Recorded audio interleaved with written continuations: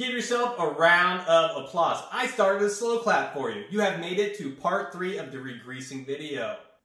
Part 3 is the third installment of the re-grease series for the tilt head mixers. In this, we will just be covering how you apply grease to the machine and then piece it back together. Let's get to it. But first, let's take a look at what we've got on the table.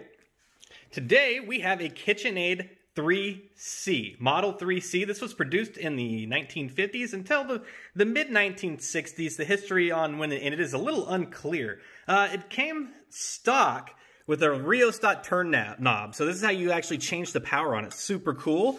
If you actually inspect the top of the machine here, it told you how to use your attachments, at what speed to use them for, at what speeds to use when you're doing different tasks with the machine. Very, very interesting. This is just a beautiful piece of craftsmanship. We actually just got done re-greasing this machine. We're in the process of putting it back together. Some of the content on this channel will consist of some of these older machines as our content progresses, so stay around for that.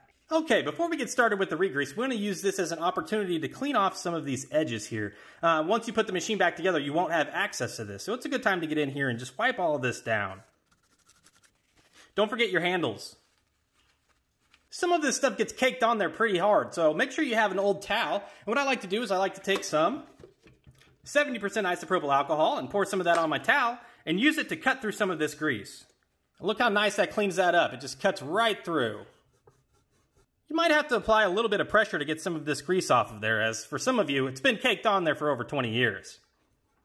Make sure to turn your machine around and use this as an opportunity to clean up back here as well, as once you install the power cord, you won't have access to this. Don't forget to do the same thing with the upper housing as well, just cleaning this inside wall here.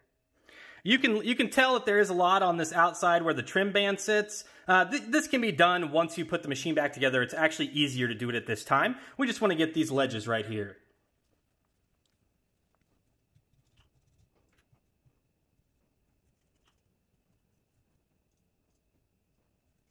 Don't forget to get these back ledges as well, where the band screws in.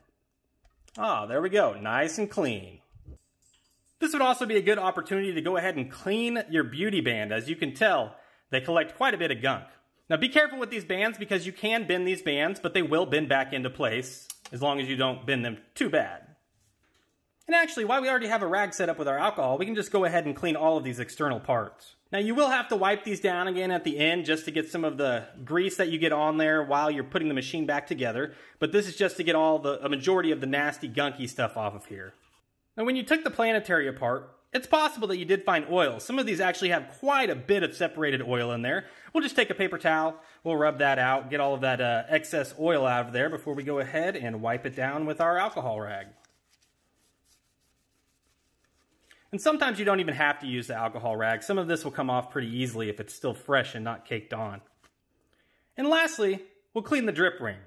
Now, again, you might have found quite a bit of oil in here. Generally, I'll just put it over a trash can, dump some of it out, and then use a paper towel to run some of the excess oil out of there. And then once you have a majority of the oil, you can just take your rag with alcohol and go ahead and slide it down into here and wipe it out. Now, sometimes some of this stuff is caked in there pretty heavy. You can run a screwdriver around this as well to help knock some of the heavier stuff out of there.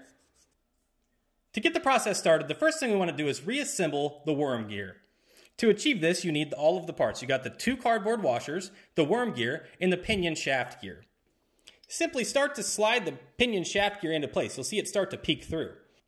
At this point, you'll take one of your cardboard washers and put it right over that shaft. Now, with the gear faced like this, you want the holes facing down, slide it into place, and then apply pressure and slide that shaft up through the gear. You'll see it start to peek out the top of that. Now, what you want to do is apply your second cardboard washer. And we'll just slide that into place. Once in place, now we'll go ahead and just keep applying pressure to this gear here, and it'll seat right into place. Next, you want to make sure that your pinhole is aligned. Once your pinhole is aligned, you can take your little tiny pin here and slide it into place. And you'll feel it clip into place. You might have to knock this into place with a punch. If it doesn't slide right into place, take a punch in your rubber mallet and give it a few taps.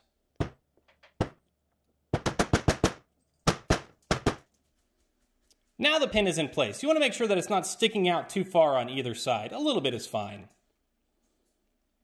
Now we're ready to start applying grease to the machine. When you order off the Mr. Mixer store, it'll come in a container like this. We always make sure to give you just a little bit extra so you know you have enough to get the job done. Next, you want to install a base coat on the bottom housing of this machine. It doesn't take too much, just enough for a light coating. Next, take a little glob of grease and apply it to this bottom gear here. You can spin this worm gear to help pack some of this grease into place. Now that you have a nice healthy coating, it's time to go ahead and put this into place on the machine. You'll notice the two non-hollow holes on this housing, and those actually seat into these little tabs here on the machine. We'll just seat them into place like so. Now we're ready to reinstall the screws into the worm gear housing to seat it into place. Your worm gear housing screws are the small ones that have the little washer on them. There should be 3 of these. Take your Phillips head screwdriver and tighten them down.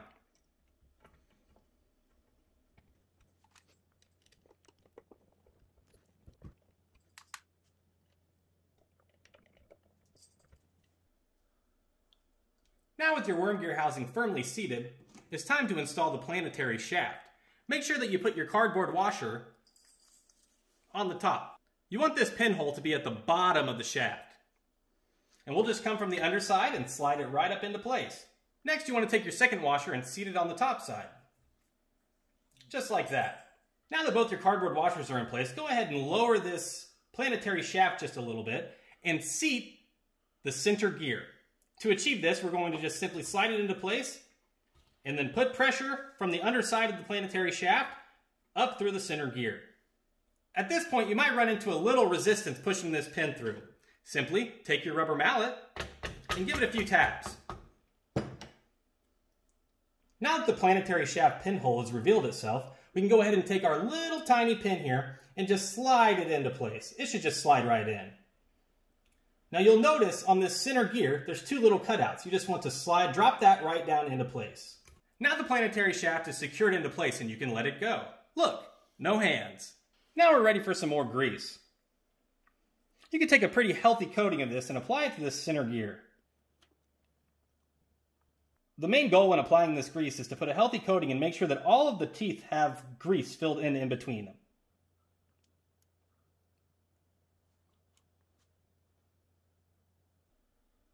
With the tilt head machines, it's pretty hard to apply too much grease, so make sure you just give it a nice healthy coating. Once you have the center gear coated in grease, now we can start to apply grease to the worm gear. As you start applying grease, you can start to spin the worm gear to reveal the exposed gears that don't have grease. Make sure you give them a nice coating. Once your gears are greased, now you can apply the gasket.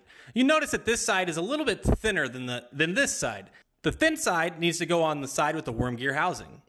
Simply slide it into place. You'll notice that there's a little pin that comes up through the gasket to hold it in place. Make sure to line up these holes with the corresponding screw holes for the lower housing. Now we're ready to move to the upper housing portion of the re-greasing process. Take your hub gear and apply just a light layer of grease to this shaft to help lubricate it as it spins. Next, take the hub gear and simply just slide it back into place. Now we're ready for more grease. Make sure to give the hub gear a nice coating.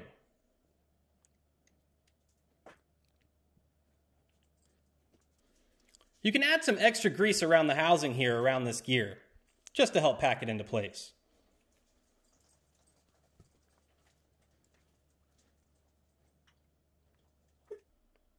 Lastly, we want to add grease to the motor drive shaft. Now again, be careful because this is very sharp. We start by applying grease to the bearing portion that we removed earlier in the video. Take your grease and pack it into that bearing channel. Now be careful again because the ridge of this bearing opening is very sharp. You will cut your finger if you're not careful. Now add more grease to the motor shaft.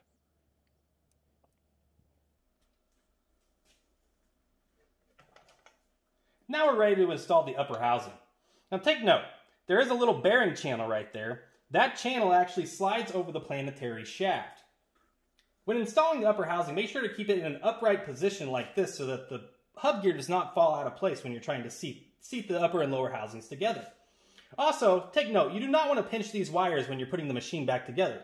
What I like to do is just kind of hold up your power cord and then use your thumb to keep these wires out of the way between the upper and lower housing when you seat them together. And now we're ready to slide the upper housing into place.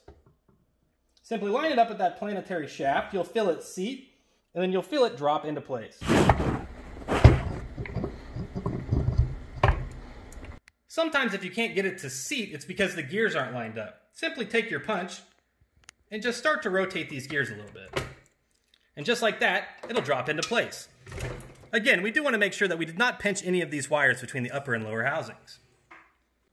Now take note, once you slide the upper housing onto the lower housing, you should not have a gap between the two. Now with the upper and lower housing seated together, we want to take our screws that look like this. And we'll simply start them into place and tighten them in.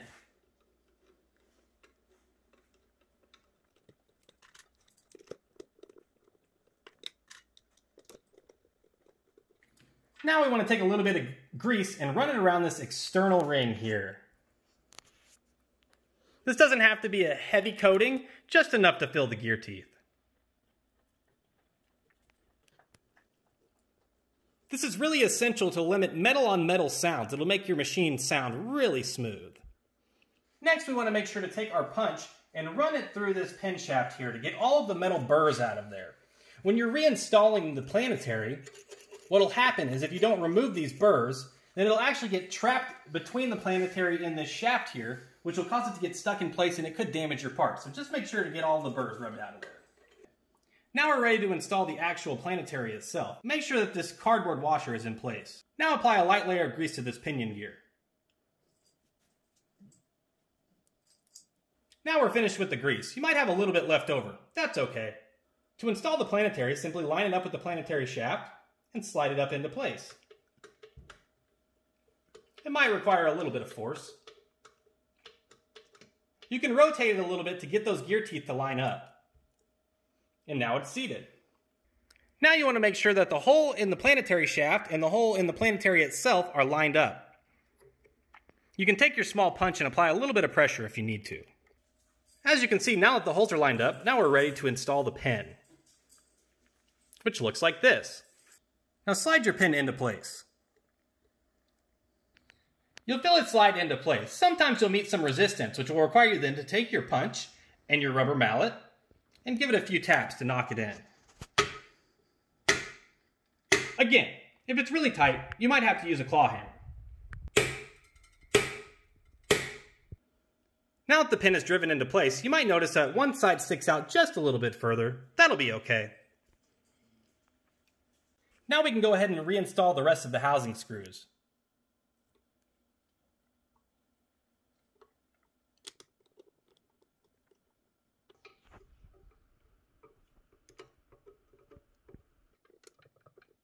Now's a good time to come back to your towel and your 70% isopropyl alcohol. We'll use this as an opportunity to clean off all of the sides of the mixer and get it nice and sparkly.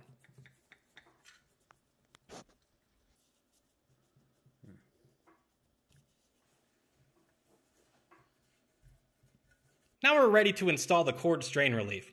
Simply slide it back into the channel that it came out of. Use this as an opportunity to go ahead and inspect one more time just to make sure you didn't pinch any wires between the upper and lower housings. If you plug your machine in and turn it on and it pops the breaker, that is likely the issue. Now we're ready to reinstall the band. Simply slide it over the front of the mixer. You'll notice that there's a nice channel that it sits in. Just seat it into place.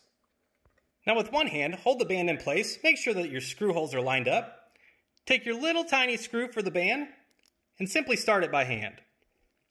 Now we can take a Phillips head screwdriver and tighten it down. We'll do the same with the other side. Now with the band in place, it's time to reinstall the back cap. Simply line up these tabs with the little cutouts that are designed to hold it in place. Again, you do want to make sure that you're not pinching your wires when you're putting this into place.